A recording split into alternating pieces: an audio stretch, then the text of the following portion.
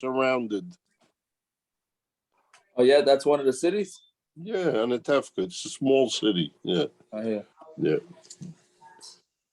You can tell this guy, Reb Yaakov, tell this guy who wants to, is so in love with his wife that there was a big sock from I think of Adelson, that the people who are skonim, who are ASIC with people in Ukraine, they're allowed to leave their phones on Shabbos. Oh yeah, Taka. Yeah. I should have told him to get involved in Ukraine, and then you can carry. Right. But not for a kiddush. Right. Exactly. Like it's not for a kiddush, and we're not even going to start with maybe telling the whatever, yeah. Okay, whatever. Sean, what can you do? All right. The truth is, I was waiting for the guy to give me back some lift, and he didn't. I was waiting for him to say, no, I have to go to the kiddush. It's my best, this, that. Okay, whatever. Anyways, okay, so let's see. We're on the bottom of Chaf Beis Amud Beis. So we're talking about Anoisias HaMedrash, Anoisias HaTrumah, Avaloyas HaKodesh. All right, that's where we left off. So somebody who's carrying a medrash, you can carry truma, meaning a medrash is like something that a zav or a nida sits on or stands on, like a shoe, a mat, mattress, chair. So if he's carrying that, in one hand, you're allowed to carry truma also, but you cannot carry kodesh. Also a fascinating mahalach of how the chachamim worked with the gezeiros. So kodesh, my time aloi, how come you can't carry kodesh? Meaning, again, truma you're allowed to carry with something tamei in the other hand. Kodesh you can't. Why not? So mishum ma'aser shahaya, only simply because that was the story how it happened. Why? There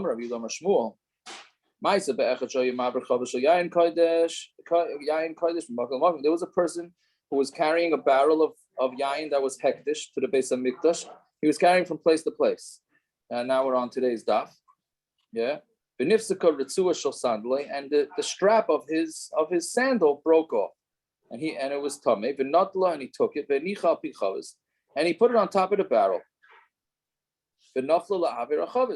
And then it fell into the airspace of the chavis, the meis, and it became tameh. It made the hektish tameh.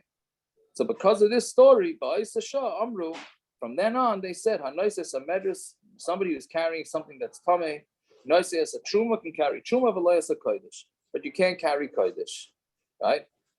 Now, before we continue, again, so 1 second, let's just say what the pshat is. Since the story happened with kodesh, so therefore you're not allowed to carry kodesh and tuma at the same time. But truma, the story didn't happen with, so therefore they didn't make a gezeiros. Very hard to understand philosophically what's a pshat. You're making a gezeiros based strictly on that's the way the story went. And maybe the guy was hungry when he did it, so it should only be also when you're hungry, right? Or maybe, where was he going? Maybe he was traveling home from work, so maybe it should only be an isser when you're going on the way home from work. Meaning, where do you draw the line with exactly how specific to the story you get with the gezeiros? I don't know if there's any real good answer for that question, but Taisus has a different question, which we should know. When we know that a kli, how does a kli lose its tumas status? By breaking, right? So the shoelace broke off, so then the shoelace should be tar, right? It's not a kli. No, it's no longer a kli, a shoelace. If the whole shoe fell into the barrel, okay, but a shoelace is a broken kli. It shouldn't have any tumah. Maybe he has like my shoes that I wear. The laces they always put on the New Balance. They all think it's from Shaquille O'Neal's sneaker. It's like 19 feet long. I have to tie it like 4 times a day. So even if the piece breaks off, it could still be enough for a lace for another shoe. You mean the whole lace can be the half that came off could still be big enough to be a lace. I hear it. Itself. Maybe. Yeah, so I don't. Okay, whatever it is. That's the order the Tosfos says. I'm not remembering now what he says. That is Tosfos' answer. That's really Tosfos' answer. Yeah. I don't know if he means exactly that long, but it's essentially that's Tosfos' teretz about. There you go, Mamish. Top Tosfos. Very good. Very good. First reference to Shaq. What? First reference to Shaquille O'Neal. There you go. That's right.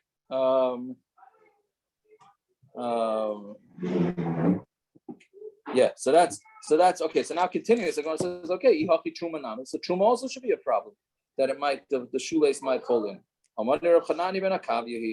It goes according to Rabbi Chanani ben Akavi. What he said in the story, that it's only usher in the Yarden and with a boat, and the way the story happened. What's that story? What's the story? The Tanya lo yisa the mechatas ve'efarchatas ve'avinu b'Yarden v'sfina v'lo yamed b'tzad zev yisrokem l'tzadash.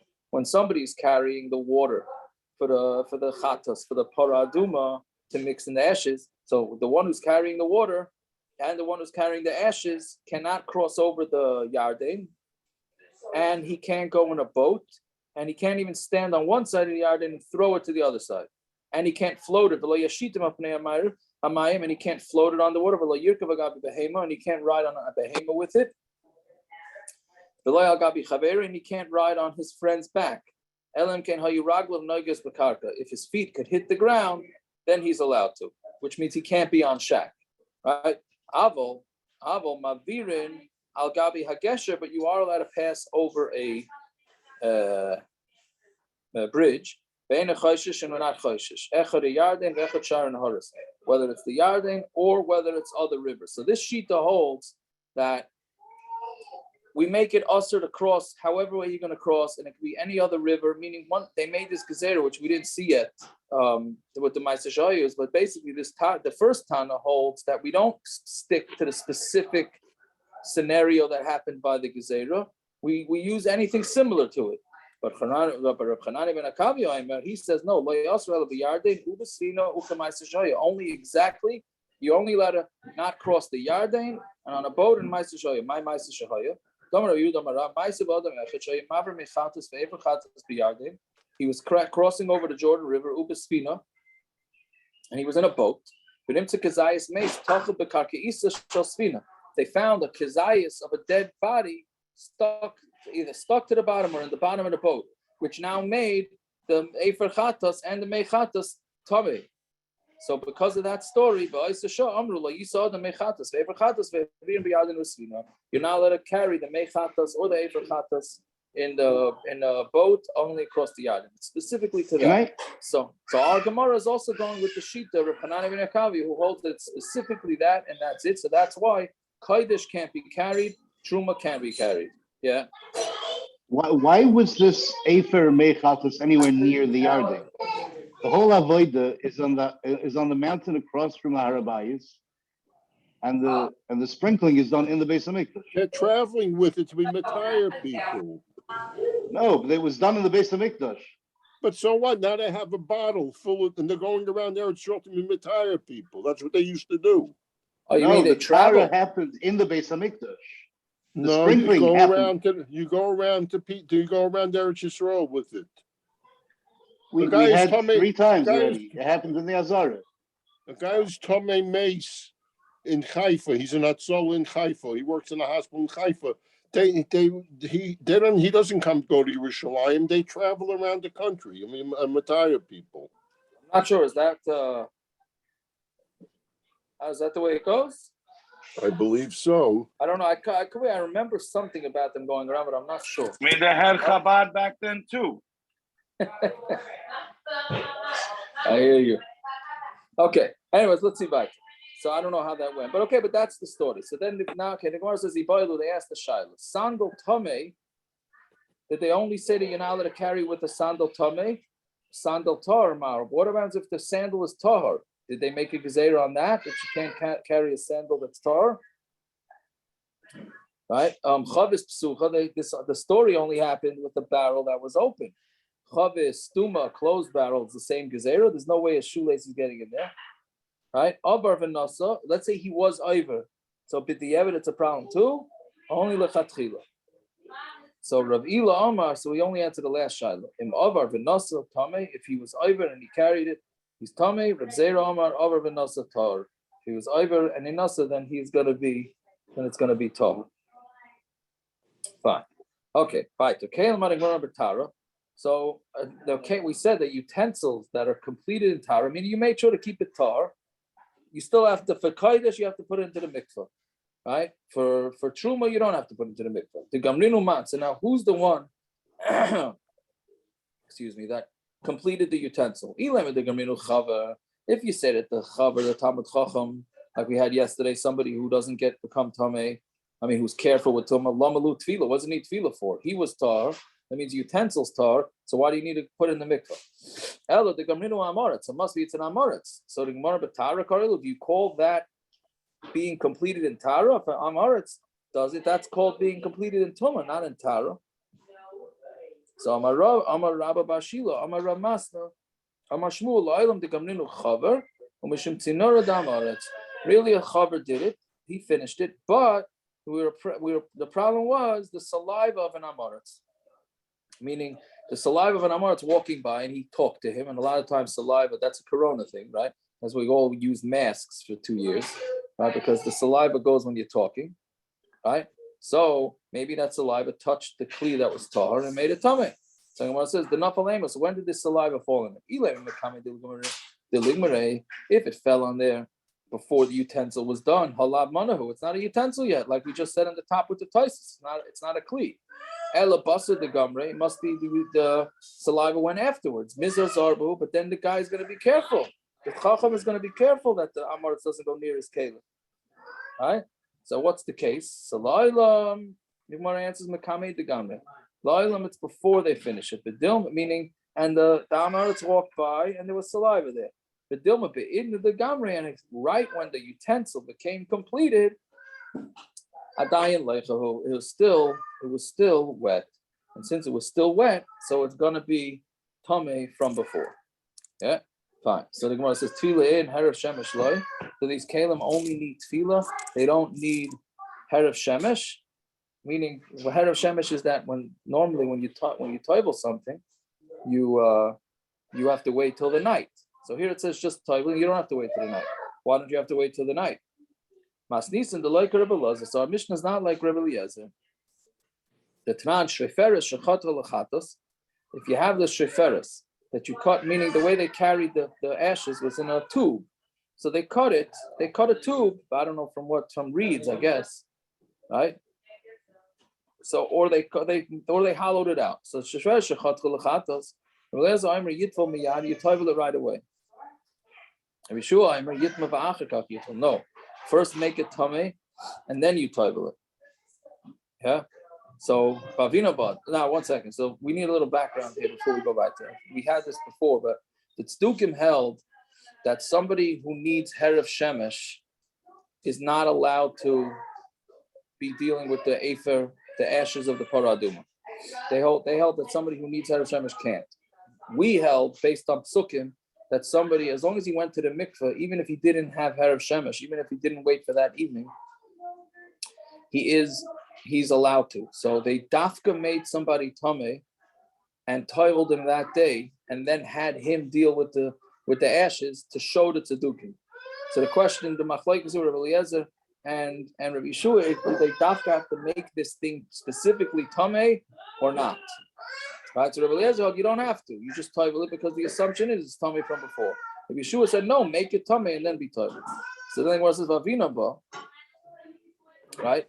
And they were discussing it. The chad chaman, who cut the tube, meaning who cut down this kli for the afer. If you say that a chaver cut it down, lami li tevila, then why do I need tevila for? It was a chaver did it. It must be that an amaretz cut it. So why does Rabbi Yeshua say make it tamei and tovel it? It's already going to be tamei. It's already tamei and standing there. Really, a chaver cut it. And we're worried about the saliva of amaretz falling on it. And then the same thing, the nafalemas. When did the saliva fall? If you're going to say that the saliva of the amaretz fell onto this tube before they put in the efer parah, so then halab manahu, it wasn't a mana. Fell at the bus of the chatcha, but it fell after. So mizar zarba, then they're careful already to make sure no amaratzim go anywhere near the utensil that's completed. So when it says, no, really, the saliva went on there before you cut it. Since maybe at the time that you cut it and the utensil was completed, it was still it was still wet. Fine. That's the same, the similar Gemara. So now Gemara says, Bishlam Rabbi Yeshua, tzedukim. So according to Rabbi Yeshua, that you make it tameh, so then it's a hecker for the tzedukim. Right? The Tanan, because we learned in the Mishnah,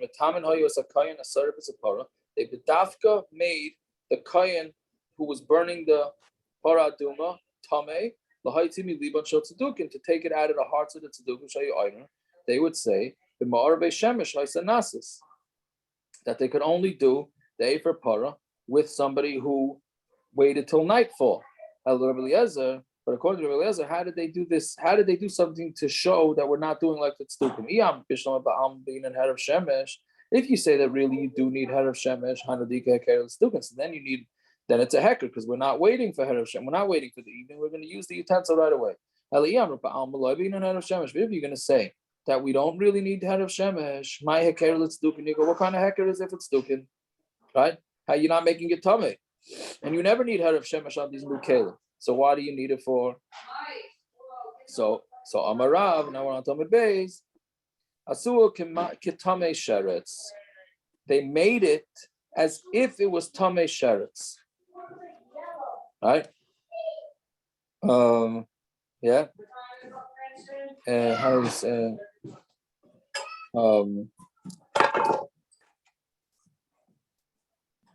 meaning if since one second, I'm mixing up with right. So they made it like it's tamei haeretz, and therefore it's just gonna be it's still gonna need that's why it's gonna need it would theoretically need a haeretz shemesh. Right? So then the Gemara says, okay, if that's the case, that it's tamei haeretz, then it shouldn't make a person tamei. Why we learn the brayso? The one who cuts off this branch or the tube or the whatever it is that they're going to put the efer in, he has to tovel in the mikveh, and because we're saying that this thing is tamei, so we're saying it makes a person tamei.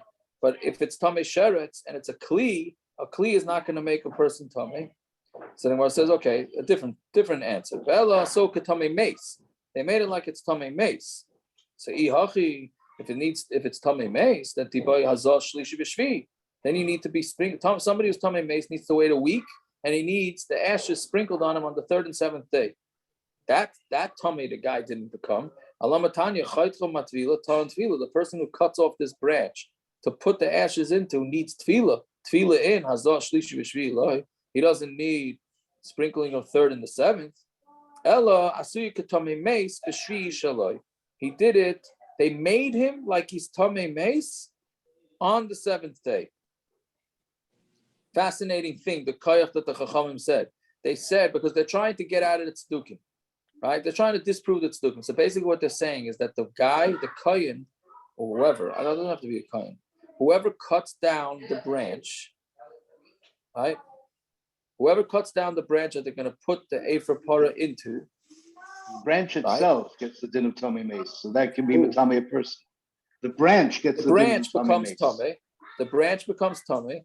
That can be metama a person because it became tamei from a meis. But we're saying that the guy becomes tamei as if it's on his 7th day, right? As if it's on his 7th day of Trumah. I mean, whatever. That's a Rabban, the cynic, you could say like, well, who gives you right? What are we? Okay, we're not going down that. It's too close to Shabbos for our pet peeves. But I'm saying it's a fascinating thing. So in order to get at tzedukim, we're saying that this guy's tamei as if he's on the 7th day. Okay, so then all he needs is haeretz shemesh. So then it is a hecker for the tzedukim.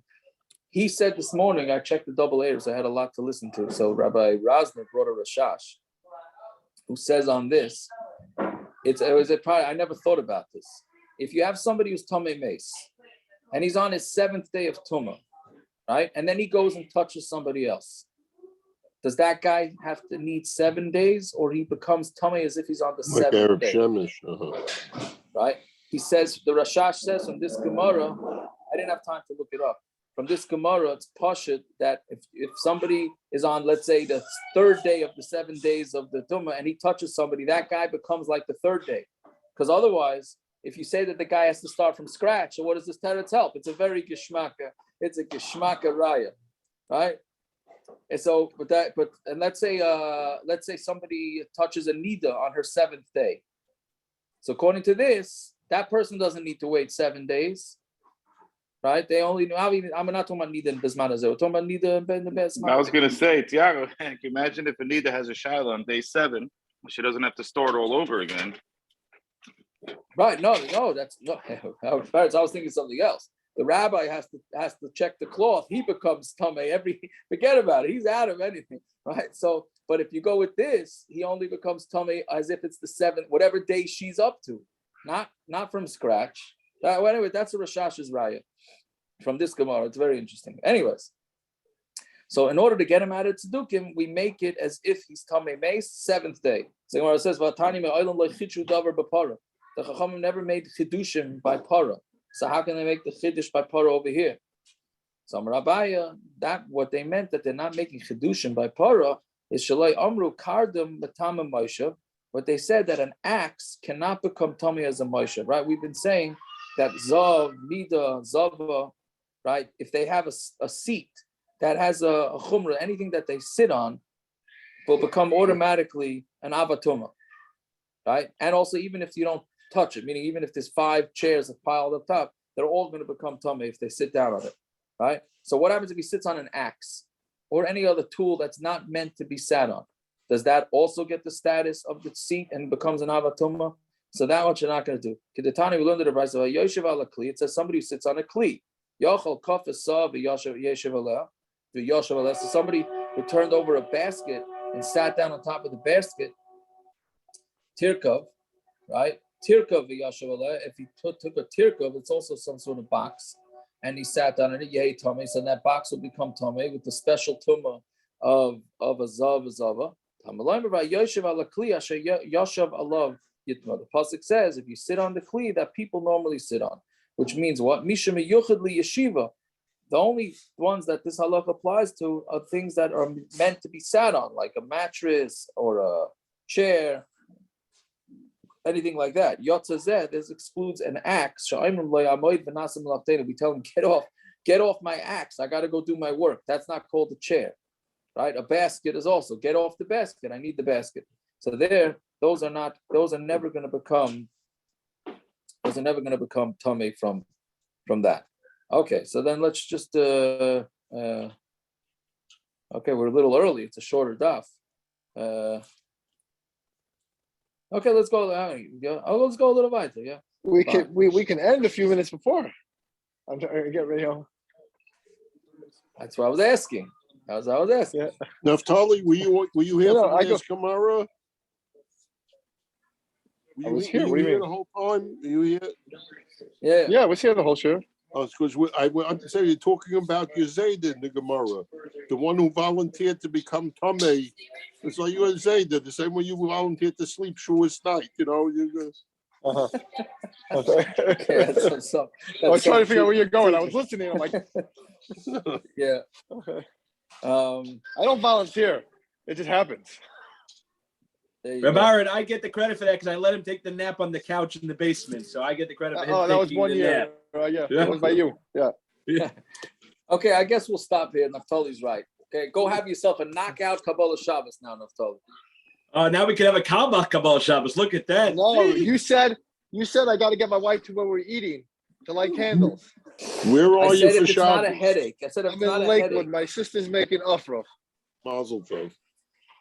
So we're sleeping in one place, davening in one place, and eating in a third place. Naftali, this Shiloh couldn't happen to a better guy. I thought the whole point of ending early was so we could get off and get ready for Shabbos. You was no problem. Naftali, you was no problem. You could sleep where you're davening. Your wife won't be able to sleep there, but you could sleep where you're davening. Okay, it could be, yeah. Shabbos, good Shabbos. All right, good Shabbos. Right, so that's the best thing to light there, right? What? The light where we're eating is the best, right? I gave the people who are staying at $1, and I put a light on in the room.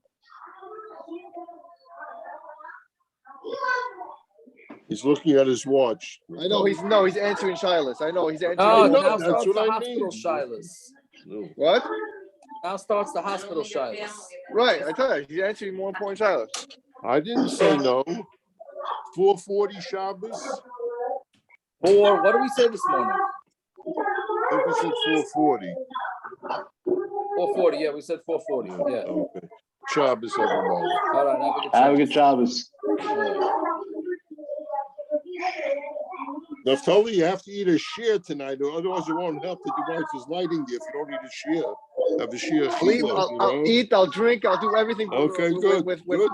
With Good. the gezeiros share. How's that? Very good. Very good. All right. Enjoy.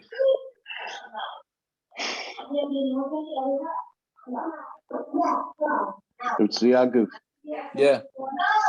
These chashashis on Amud Aleph for the spit of the haeretz, the saliva of the haeretz, are so Shabbos. white. I was just thinking, the Shabbos. Maisa fits in with this week's Sadra.